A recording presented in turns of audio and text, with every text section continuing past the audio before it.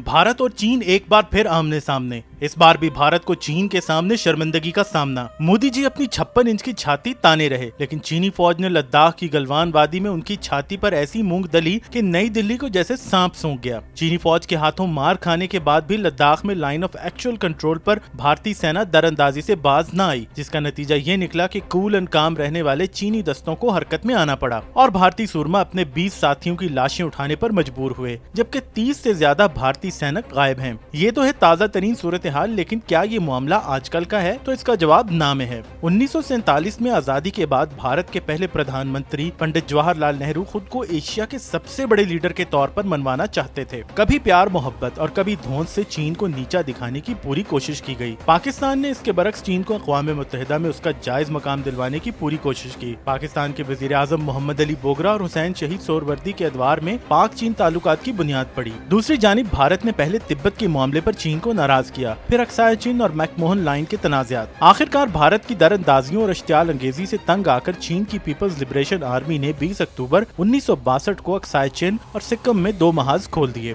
4 रोज की शदीद लड़ाई के बाद पीपल्स लिबरेशन आर्मी ने दोनों महाजों पर कामयाबी हासिल की। अक्साई चीन की चिप चाप वैली से भारतीयों की छुट्टी हुई और सिक्किम में नामकचू दरिया के दोनों किनारों पर भी चीन का कब्जा हो गया। चीन जो चाहता था वो उसे हासिल हो गया और उसकी जानिब से 19 नवंबर को यकतरफा जंगबंदी का ऐलान भी कर दिया गया। भारत में पंडित जवाहरलाल नेहरू की हुकूमत को शदीद तनकीद का सामना करना पड़ा। भारतीय सदर डॉक्टर राधा कृष्णा ने नेहरू सरकार पर गफलत का इल्जाम लगाया। कहा जाता है कि चीन के हाथों शिकस्त का सदमा ही बिलाखिर पंडित जवाहरलाल नेहरू की जान ले गया। यानी भारत चीन तनाज़ा नया नहीं। भारत की जानिब से हमेशा खुद को दुनिया की सबसे बड़ी डेमोक्रेसी कहकर पेश किया गया। सेकुलरिज्म के नाम पर मगरिब और अमेरिका और सोशलिज्म के नाम पर कम्युनिस्ट ब्लॉक को अलग अलग चेहरे दिखाए जाते रहे। नॉन अलाइंड मूवमेंट में शामिल होने के बावजूद न सिर्फ सोवियत यूनियन बल्कि अमेरिका से भी झोलियां भर भर कर हथियार और इमदाद बटोरी जाती रही और अब कई दहाइयों से अमेरिका और मगरिब को चीन का डरावा देकर खुद को मिनी सुपर पावर बनाने की कोशिश की जा रही है। अब देखना यह है कि चीन से एक ही झटके में कस बल निकलवाने के बाद मोदी जी की आत्मा को शांति मिलेगी